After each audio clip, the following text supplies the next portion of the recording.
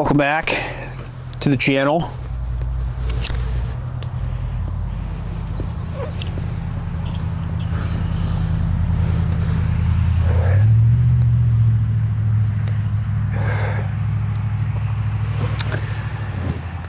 How could you tell that you're being psyoped? Well, there's many different psyops out there in the world. Plenty of ones that are engineered, of course, as psyops are, to generate in the victim of the psyoping, a visceral reaction that has an end goal, right? Or an end point that's desired by the person doing the psyoping. I can never keep these lit.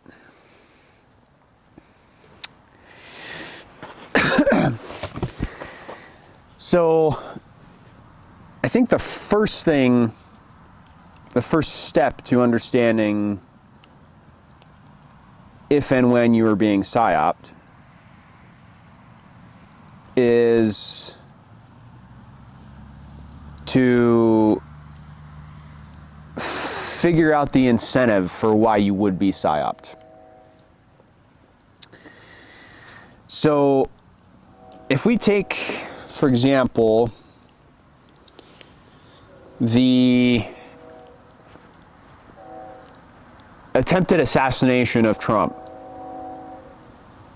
however long ago it was, over in Butler, the first one, right? If I am to consider that as an attempt at psyoping me into a certain direction, right? What is the goal? So let's just say, for example, that thing that happened in history, which was that assassination attempt, right, was completely conjured up, fake, and a psyop. The goal of that psyop would be for me to have some sort of a either shift or reinforcement of my opinion on the topic of the psyop, which would be Trump and the right wing in that scenario. And if I am to accept that, right? If I'm to accept, okay, this thing that's happened ostensibly could be a psyop, and it could be meant for my own opinion to change or to get reinforced about Trump and the right wing. Now all of a sudden this opens up a whole nother can of worms, a whole nother realm of possibilities, right? Which opinions am I being asked to mold or reinforce in this scenario? Well, the opinions that are being asked to be molded or reinforced are that Trump is a entity that is fighting the good fight and is fighting against globalists and the deep state, and is there to fight for the good old red, white, and blue, and apple pie and Chevy trucks and shit. Like, I'm being facetious, right? But the idea is that he is on my side, right? Because why else would he be attacked?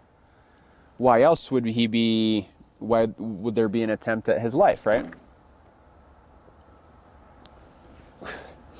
Now, there can be many levels to a psychological operation, as I think there were in this given circumstance that I'm speaking of, right? So the ostensible shooter was this just pathetic looking kid that I doubt could, hit anything, even if he had the best sort of training, and everything was zeroed and all of that kind of stuff with the AR-15. But on one level, the idea is that, oh yeah, this kid, who was a registered Republican also, which was kind of weird, decided to engage in that and try to assassinate Trump, right? So on one side of the story, they're blaming him as a leftist, right? Lefty, blue-haired, liberal, yada yada. Then another group on the right is saying, oh no, he must have been the deeper down the rabbit hole a little bit. Oh, he must have been an MK Ultra victim, mind control operative, who got mind controlled into doing it or whatever, and he was working for George Soros or some stupid shit, right? So that's another thing that was brought out. And then finally was the thing that I most considered to be probably the most plausible explanation, which was that pretty much the whole thing was staged. And again, a lot of people were like, what do you mean it's staged? Like somebody actually got shot and somebody lost their life, and how dare you? And then it becomes an emotional thing, and then they never listen and hear what you're saying. And of course, just because something's staged doesn't mean that real people don't lose their lives, because most commonly they actually do, because how else are you going to make it as believable as possible, right? They require real people to actually die, so that the entire thing becomes more and more plausible to the layman, right? So they kill some people because they don't give a shit, right? They don't care if they need to murder some innocent people in order to further their own agenda, right? Because these people are absolute, complete trash psychopaths, and they're the worst people on the planet, right? But clearly, it's obvious to an anarchist such as myself, and it should be to everybody. But the most plausible thing is that it was staged. They threw in this patsy, this dumbass kid who probably was on mind control, right? Some level of mind control, and told him, "Hey, go up on that slanted roof over there, and go ahead and change history." And then they just, killed him too.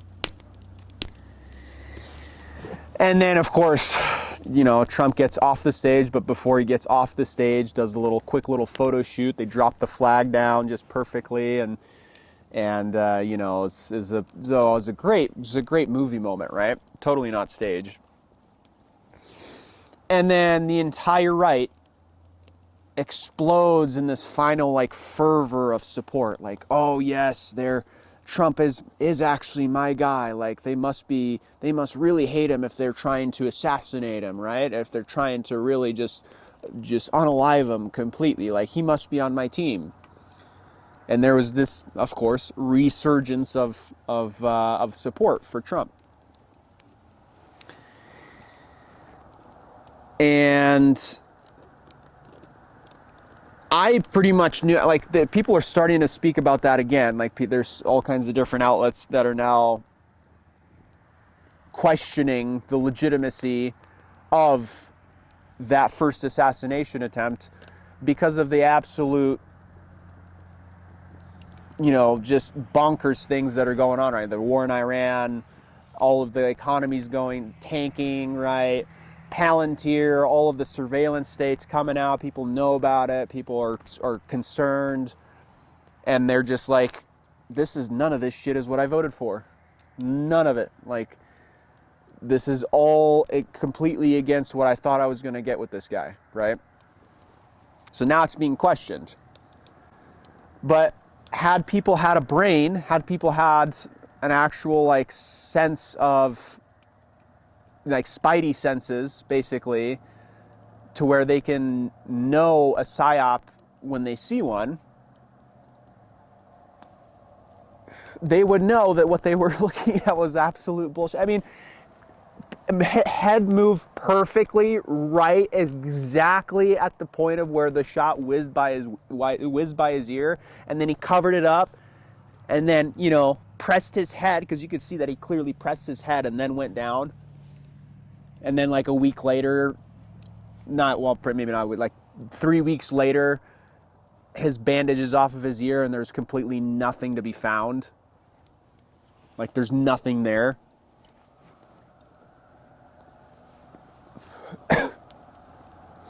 And then the shot where the bullet, like you could clearly see the bullet like traveling right by his head. Like the chances of that are just completely, absolutely minuscule. That a DSLR camera shooting a still shot is going to be perfectly timed so that it catches the fucking vapor trail of the round. Like if people had better spidey senses of their psyop, like psyop spidey senses basically, they would have been able to see that from the very get-go. But they didn't, or at least a sizable portion of them didn't. But now people are circling back around and they're not really convinced. But, you know, there's a whole acceleration going on and the economy's going to shit, and they're really just trying to go forward with their 2030 agenda plan, right? Of tanking the economy, getting rid of oil, making everything electric, you know, finally setting up their totalitarian surveillance state and all that other fun stuff. And so people are way too busy trying to make ends meet to really even question things that happened months ago, right? Or even a year ago. But at least people are becoming better and better at realizing when they're being psyoped. But kind of coming back to the topic at hand, right? How do you know when you're being psyoped? Well, again, the first step should be, why am I being asked to believe this? First of all, what benefits can government specifically glean from my believing in this story? And in this situation that I just talked about, right, in this given example, it's very obvious why that was, right? It's very obvious that they needed Trump to look a certain way, a little better, for a little bit longer. They need to kick that can down the road a little bit longer, because now what's going on now? What's going on now is he's shredding the last vestiges of the things that he promised he would not do when he was trying to get elected, right? And so they needed that extra time, they needed that extra support, and they needed people to believe in this stuff for just a little bit longer so that they could make their moves, right? And in the future now, it's going to be more and more interesting, more and more difficult to determine truth from fiction and the purposes of the different psyops that are going to be rolled out. But ultimately, the guiding sort of principle or the guiding methodology for determining whether something's a psyop or not should be Qui Bono, right? Who benefits? And perhaps secondarily, is this just a distraction, right?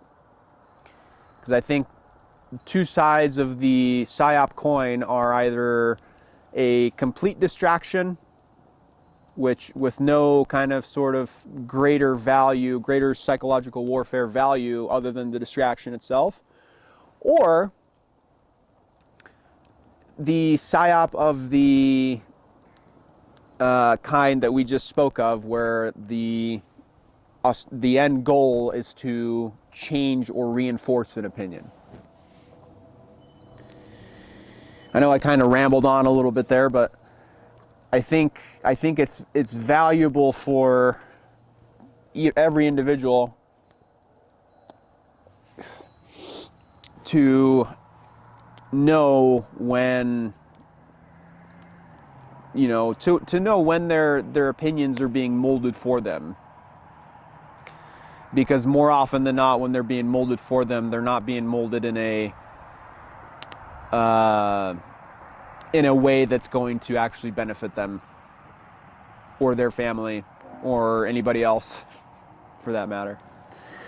So thank you for watching. Thank you for listening to me ramble on, and I'll see you in the next one.